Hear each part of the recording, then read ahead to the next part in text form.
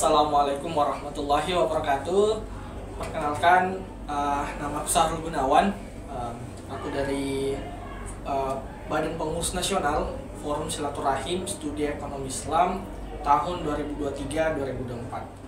Nah, alhamdulillah pada kesempatan kali ini di podcast yang diadakan oleh Forum Silaturahim Studi Ekonomi Islam, kita udah kedatangan Duta Literasi. Nah, selamat siang. Nah, kebetulan kita berada di tempat yang sama, gitu ya. Dan Jahnur ini adalah bagian dari Duta Literasi Ekonomi Syariah. Nah, Duta Literasi Ekonomi Syariah itu adalah bagian dari Forum Silaturahim Studi Ekonomi Islam. Untuk lebih jelasnya mungkin bisa dijelaskan oleh Saudara Jahnur. Silahkan, mungkin bisa dijelaskan Jahnur.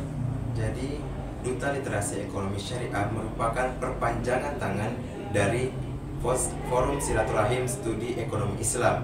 Duta Literasi Ekonomi Syariah ini ditugaskan untuk mendakwakan dan juga membumikan ekonomi Islam di seluruh Indonesia. Gitu ya. Jadi Jahnur ini adalah salah satu bagian dari orang-orang yang merupakan perpanjangan tangan gitu dari pengurus Forum Silaturahim Studi Ekonomi Islam dan tersebar di beberapa pulau, salah satunya di Pulau Makassar gitu ya, di Pulau Sulawesi Selatan maksud saya, di Kota Makassar. Nah, untuk pembahasan kita pada kali ini, mungkin Jahnur juga sering dengar gitu mengenai pinjaman online, judi online, dan ini marak terjadi dan terjerat di kalangan Gen Z gitu. Nah, kira-kira gimana pandangan dari Jahnur mengenai judi online dan juga pinjaman online ini? Sebelum kita lebih jauh mengenai pembahasan perjudian online dan juga pinjaman online, kita harus mengetahui terlebih dahulu apa sih itu pinjaman online dan juga apa sih itu judi online.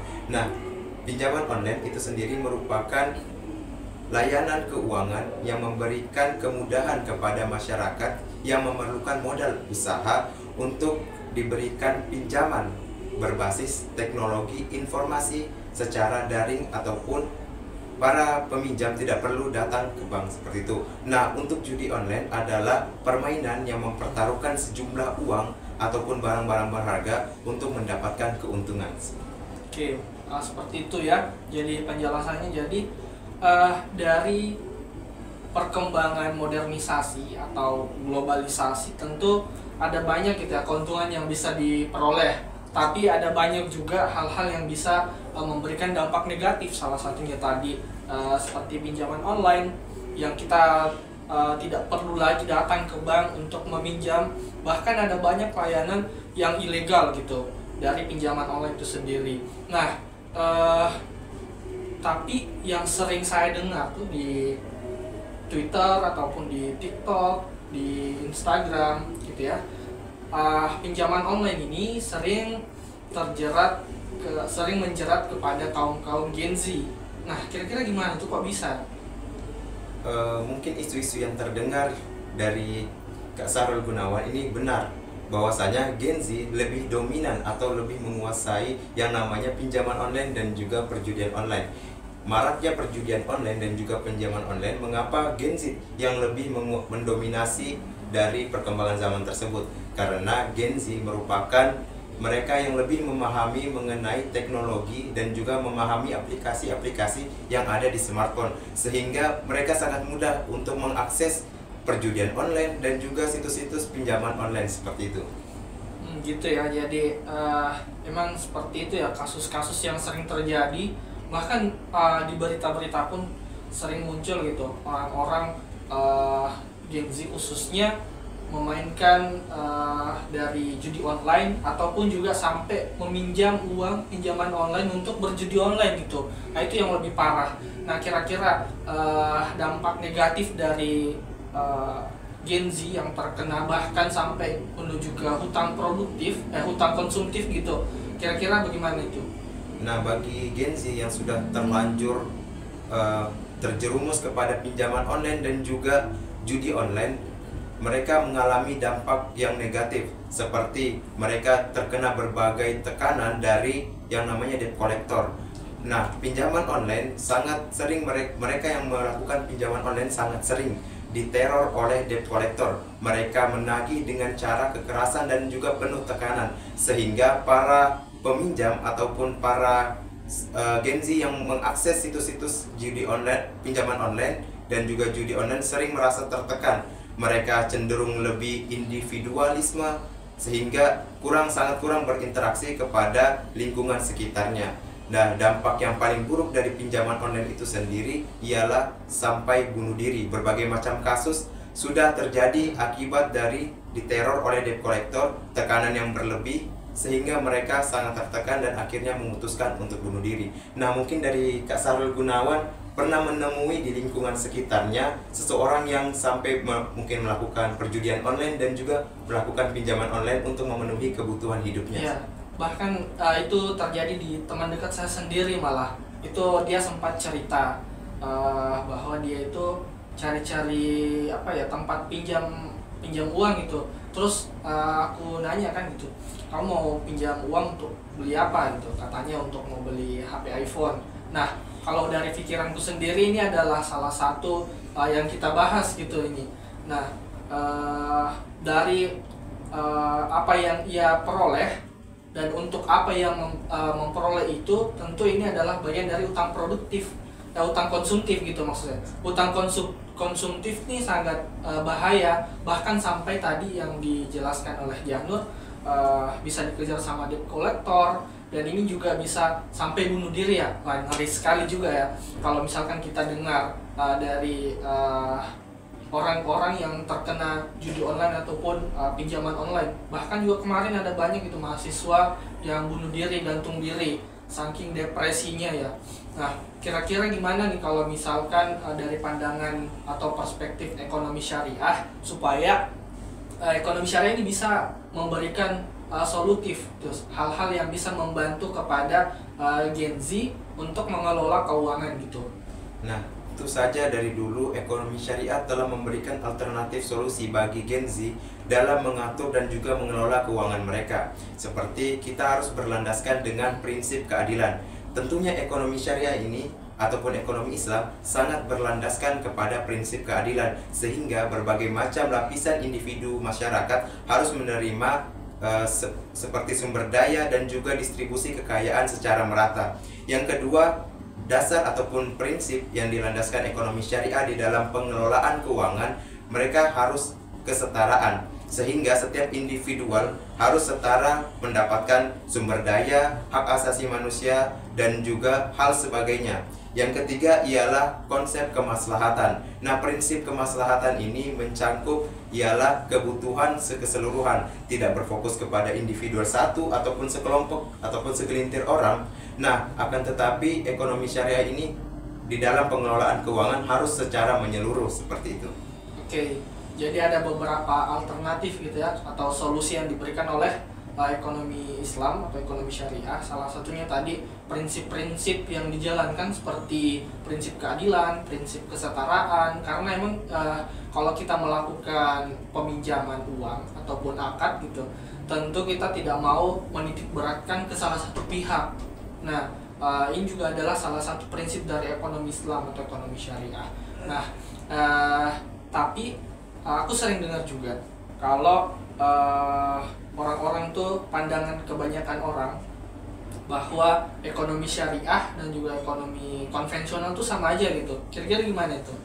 Wah, itu sangat pandangan yang bisa dikatakan kurang benar. Karena mengapa? Ekonomi syariah dan juga ekonomi konvensional sangatlah berbeda. Yang dimana ekonomi konvensional hanya berpikir kepada keuntungan semata atau yang biasa dikenal dengan profit oriented. Sedangkan ekonomi syariah seperti yang saya katakan tadi, mereka berfokus kepada keadilan, kesetaraan, dan juga kemaslahatan. Selain itu, ekonomi syariah juga melarang yang namanya riba di dalam peminjaman, sehingga ekonomi syariah sangat melarang adanya tambahan kepada peminjaman. Selain itu juga ekonomi syariah melarang adanya ketidakpastian atau ketidakpastian dan juga goror seperti itu. Oke, jadi itu tadi ya penjelasan mengenai goror dan juga ketidakpastian atau ketidakpastian riba. Nah, itu adalah hal-hal yang tentu kita hindari gitu ya, selaku Gen Z dan khususnya orang-orang yang bergelut di ekonomi syariah, untuk kita nggak mau terjerumus ke hal-hal tersebut gitu. Nah, dari penjelasannya tadi sangat menarik sekali nih, tapi kita juga perlu tahu kira-kira produk apa saja atau apa saja yang bisa kita lakukan di ekonomi syariah. Misal kita ingin berinvestasi gitu, nah kira-kira solusi dari berinvestasi apa yang ekonomi syariah tawarkan gitu, mungkin ada bisa dijelaskan. Nah, untuk produk investasi di ekonomi syariah sangatlah banyak dan sangatlah bervariasi. Tetapi ketika kita berinvestasi, ada beberapa hal yang harus kita perhatikan. Hal yang pertama harus kita perhatikan adalah produk apa yang dijual atau yang dikelola oleh sebuah perusahaan yang akan kita investasikan. Sangat dilarang oleh ekonomi Islam ketika kita berinvestasi kepada segala sesuatu yang diharamkan oleh ekonomi Islam itu sendiri, yang dimana itu melanggar syariat-syariat agama Islam, sehingga tidak boleh adanya riba, maisir, goror ataupun spekulatif, ketidakpastian di dalamnya. Terus juga kita harus memperhatikan tentang kehalalan dari produk itu sendiri, baik dari cara pengelolaannya, cara mendapatkan produk itu, dan bagaimana cara mendistribusikan produk tersebut harus sesuai dan sejalan dengan syariat agama Islam seperti itu. Oke, jadi ada beberapa tadi ya solusi ataupun hal yang bisa kita lakukan di ekonomi syariah gitu. Salah satunya tadi berinvestasi sesuai dengan apa yang ekonomi syariah udah adakan gitu. Nah, kalau misalkan kita berbicara kepada teman-teman kita, mungkin ada yang sudah terjerat atau sudah terjerumus di dalam pinjaman online itu dan udah diteror sama debt collector, bahkan udah kepikiran bahwa dunia ini nggak adil gitu. Nah, kira-kira gimana menurut pandangan Jahnur gitu? Nah, bagi teman-teman, dan semoga jangan bertambah lah seseorang yang melakukan judi online ataupun pinjaman online hanya untuk memenuhi kebutuhan yang sebenarnya bukan kebutuhan primer dari dia, hanya ingin memenuhi kebutuhan karena mengikuti tren ataupun hal sebagainya. Dan ketika teman-teman sudah terjerumus kepada perjudian online ataupun pinjaman online, harus segera berhenti. Kita harus mencari alternatif lain, seperti contohnya berinvestasi. Nah, kaum muda ataupun Gen Z sekarang harus melek yang namanya investasi yang sesuai dengan syariat agama Islam, sehingga kita tidak terjerumus kepada yang namanya pinjaman online ataupun judi online. Itu sangat merugikan kita. Kita beralih kepada produk-produk yang lebih menguntungkan dan juga sesuai dengan syariat agama Islam, contohnya berinvestasi. Dan ada juga produk syariah yang baru, yang mungkin jarang dikenal di kalangan masyarakat, seperti cash wakaf link sukuk, yang bisa kita gunakan sebagai alternatif untuk berinvestasi seperti itu. Oke, menarik sekali. Tadi sempat disinggung juga mengenai cash wakaf link sukuk atau CWLS ya, biasa disingkat gitu. Itu adalah salah satu program juga yang dikeluarkan untuk membantu para orang-orang yang ingin berinvestasi, khususnya di lingkup ekonomi syariah yang berlandaskan ekonomi syariah gitu. Nah, kira-kira dari pandangan Jahnur selaku duta literasi, penting nggak sih itu literasi mengenai keuangan syariah? Literasi mengenai keuangan syariah menurut saya sangatlah penting. Karena mengapa? Kita merujuk dulu kepada pengertian literasi. Menurut Kamus Besar Bahasa Indonesia, literasi adalah bagaimana cara kita memahami bacaan, pendengaran, dan juga penglihatan kita secara konseptual dan berimbas kepada apa yang kita lakukan sehari-hari. Nah, ketika kita memahami suatu konsep keuangan atau kita melek terhadap literasi keuangan itu sendiri, maka kita akan mudah mengalokasikan keuangan kita, bagaimana cara kita mendistribusikan apa yang kita miliki, dan bagaimana cara kita berinvestasi. Itu sangatlah bergantung kepada sejauh mana pemahaman kita mengenai konsep keuangan, sehingga dapat saya katakan bahwasanya literasi keuangan sangat diperlukan, terutama bagi Gen Z di era perkembangan teknologi seperti saat ini. Oke, jadi penting ya teman-teman untuk kita tahu, minimal tahu aja dulu gitu. Kalau misalnya kita mau berproses, nggak apa-apa, kita belajar dari sedikit demi sedikit sampai literasi kita mengenai keuangan itu bisa kita implementasikan dengan banyak. Contohnya kalau misalkan di keseharian kita, tentu kita dalam mengelola keuangan nggak boleh kayak misalkan lebih banyak ke konsumtif ketimbang hal-hal yang kita investasikan. Nah, hal yang menuju investasi itu juga ada banyak ya. Jadi salah satunya seperti tadi yang sudah dijelaskan adalah CWLS atau apa ya, atau yang sejenisnya juga gitu. Nah, hal-hal lain sebenarnya untuk berinvestasi bukan cuma ke produk keuangan saja. Jadi kita juga bisa berinvestasi leher ke atas, mungkin sudah banyak juga dijelaskan oleh influencer atau orang-orang yang udah sukses gitu ya. Mengenai investasi leher ke atas adalah literasi atau membaca dari informasi ataupun referensi gitu. Bagaimana tips-tips kita supaya bisa memahami bagaimana cara mengelola keuangan, bagaimana cara kita bisa mendapatkan profit dan lain sebagainya. Itu juga tentu hal-hal yang perlu kita pelajari untuk menjadi bekal literasi juga gitu. Nah, selain itu, selain dari investasi leher ke atas, kita juga perlu ada investasi ke diri kita sendiri.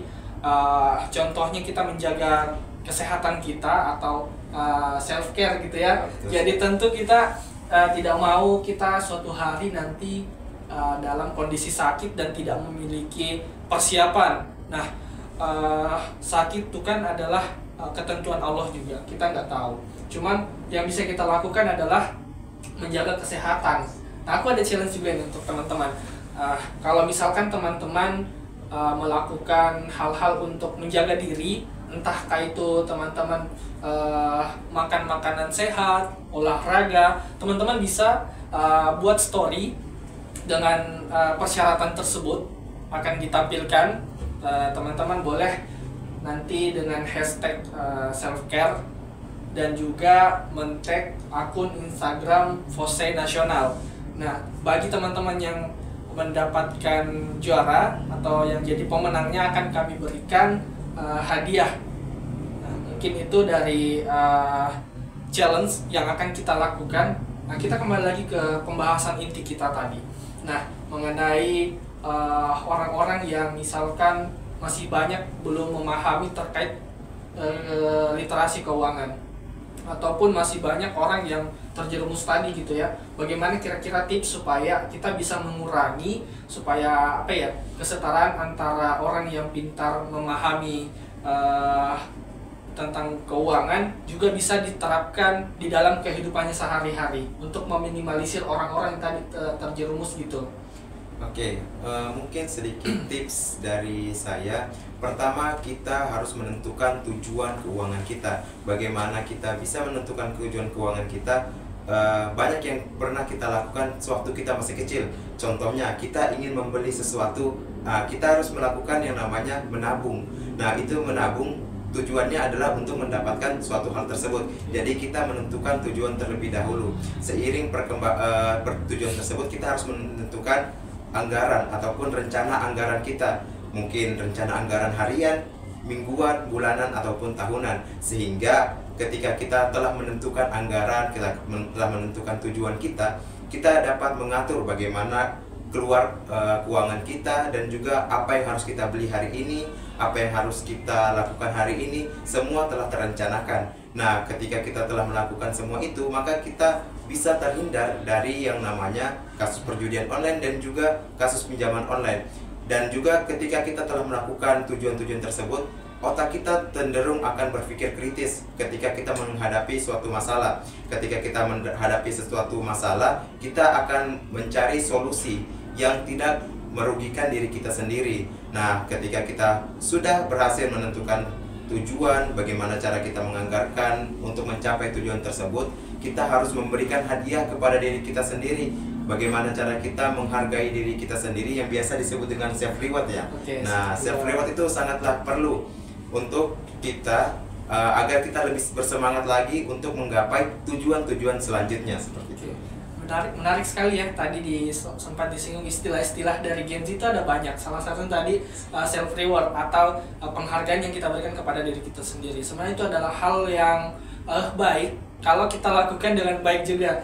Namun kalau misalkan penghargaan dirinya terlalu banyak, sedangkan pencapaiannya juga kurang, kayaknya nggak seimbang gitu ya. Betul. Nah, istilah-istilah dari Gen Z ini ada banyak sekali sebenarnya. Salah satunya tadi self reward, ada juga pengangguran yang diberi apa ya? Kalau misalkan ditanya, Gen Z ini ditanya, kamu ini pekerjaannya apa sih gitu. Pengangguran, padahal disebut pengacara. Iya. Pengangguran banyak acara. Nah, salah satunya itu. Nah, bahkan juga aku sempat lihat juga di TikTok, kalau Gen Z ditanya pengangguran, dia pengangguran tapi ditanya sama orang gitu, kamu udah kerja di mana, kamu kerja apa gitu, dia jawabnya influencer atau dia jawabnya freelance gitu, untuk menghindari jawaban pengangguran itu. Nah, itu adalah hal juga yang apa ya, nggak bagus sih gitu ya. Sebenarnya istilah-istilah dari Gen Z itu ada banyak, tapi kalau kita selaraskan dengan hal yang positif, tentu itu adalah hal yang baik gitu. Nah, kira-kira apa ya, kan Gen Z ini masih apa ya, masih rentan gitu ya, terjerat dari pinjaman online, juga judi online gitu. Kalau kita katakanlah mereka terjerat karena lingkungan sekitarnya, atau mungkin dari keluarganya ada yang pakai juga gitu, amit-amit. Nah, kalau misalkan pandangan dari Jahnur selaku duta literasi, kira-kira peran keluarga tuh untuk Gen Z atau orang-orang gimana nih? Peran keluarga untuk orang atau peran lingkungan sekitar bagi perkembangan Gen Z sekarang itu sangatlah perlu. Mengapa sangatlah perlu saya katakan? Berbagai macam kasus setelah saya temui, mungkin bahkan ada itu teman saya waktu seperjuangan pada saat kita menempuh pendidikan, bahkan dia berani meminjam uang hanya untuk melakukan perjudian online dengan embel-embel mengatakan bahwasanya uang jajannya kurang atau hal sebagainya. Padahal kenyataannya dia melakukan perjudian online hanya untuk memenuhi kebutuhan yang sebenarnya tidak perlu, hanya mengikuti kemauannya, mengikuti perkembangan zaman yang padahal itu sangat boros atau bisa kita katakan sangatlah konsumtif. Nah, di sini peran keluarga sangatlah penting. Orang tua harus mengawasi bagaimana cara anaknya mengatur keuangan dan juga mengelola keuangan mereka. Bagaimana caranya mereka mendistribusikan keuangan mereka sehingga keuangan mereka lebih efisien dan juga efektif. Seperti itu. Oke, terakhir nih untuk pertanyaan mengenai literasi keuangan syariah. Kira-kira Jahnur, kita kan di sini berdua adalah Gen Z gitu. Tapi dari Jahnur sendiri, gimana kira-kira pandangan atau saran gitu yang mau disampaikan kepada Gen Z terkait pengelolaan keuangan ataupun finansial gitu? Sedikit saran dari saya, tentunya saran ini untuk diri saya pribadi dan juga mungkin bisa bermanfaat untuk teman-teman. Bagaimana cara kita mengalokasikan keuangan kita agar terhindar dari yang namanya perjudian online dan juga pinjaman online yang itu sangatlah merugikan bagi diri kita sendiri. Pertama, kita harus menentukan tujuan keuangan kita. Dengan menentukan tujuan keuangan kita, kita mampu untuk berpikir bagaimana kita mengalokasikan berbagai macam kebutuhan kita sesuai dengan apa yang kita miliki, sehingga kita tidak mengikuti gaya hidup yang cenderung konsumtif, seperti kita membeli sesuatu yang sebenarnya kita tidak perlukan, seperti itu. Nah, kemudian kita harus mungkin bisa mensedekahkan, menzakati seseorang yang sudah terlanjur terjerumus kepada pinjaman online dan mereka tidak mampu membayar pinjaman online karena bunganya terus membengkak bunganya, seperti itu.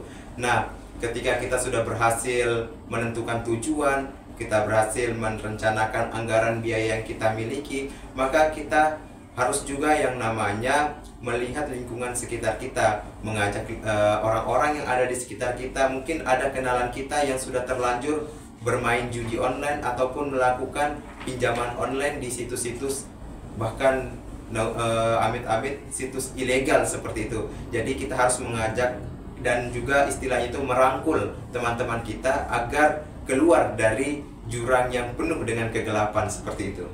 Oke. Jadi seperti itu ya teman-teman, saran ataupun sebagai bahan introspeksi diri juga gitu ya.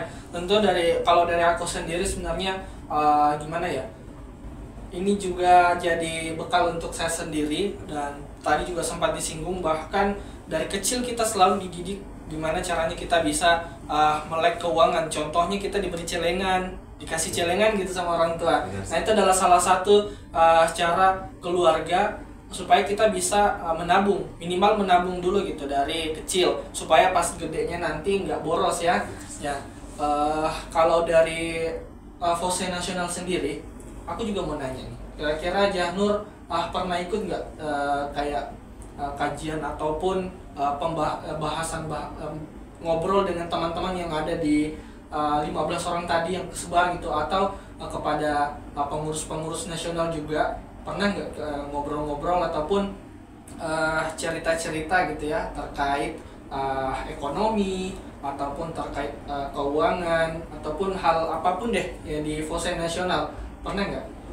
Tentu itu pernah, karena kemarin kebetulan saya merupakan delegasi dari Temu Ilmiah Nasional yang diselenggarakan setiap tahunnya oleh Forum Silaturahim Studi Ekonomi Islam.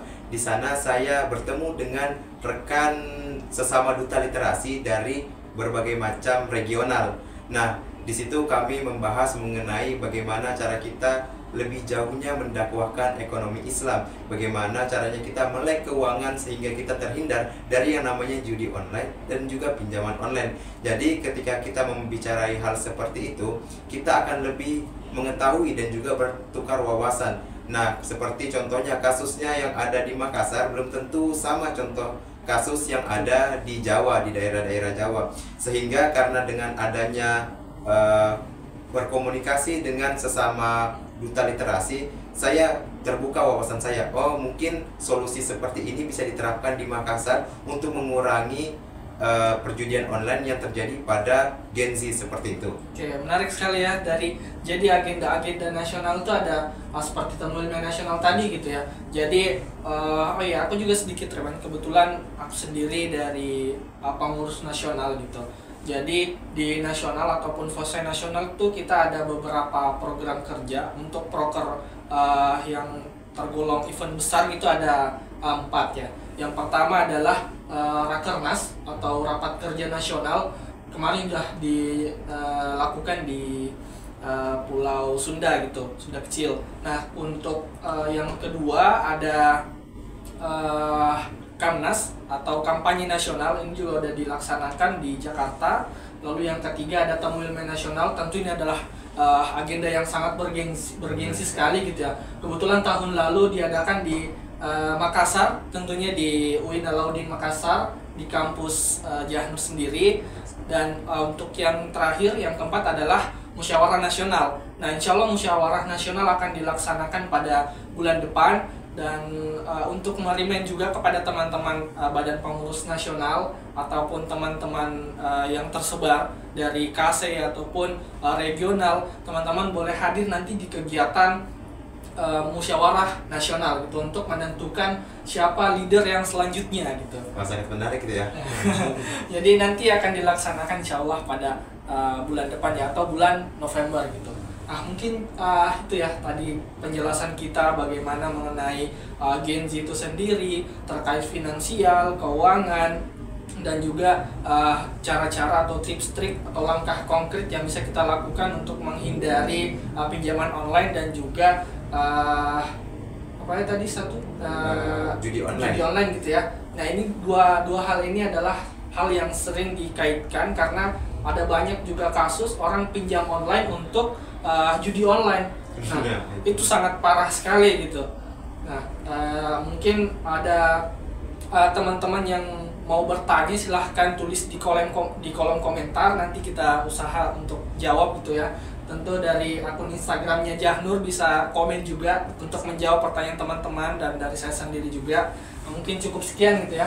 Saya ucapkan terima kasih banyak nih kepada duta literasi kita sudah menyempatkan waktunya untuk bisa hadir di kegiatan kita. Sampai jumpa di podcast Fose Nasional selanjutnya. Assalamualaikum warahmatullahi wabarakatuh.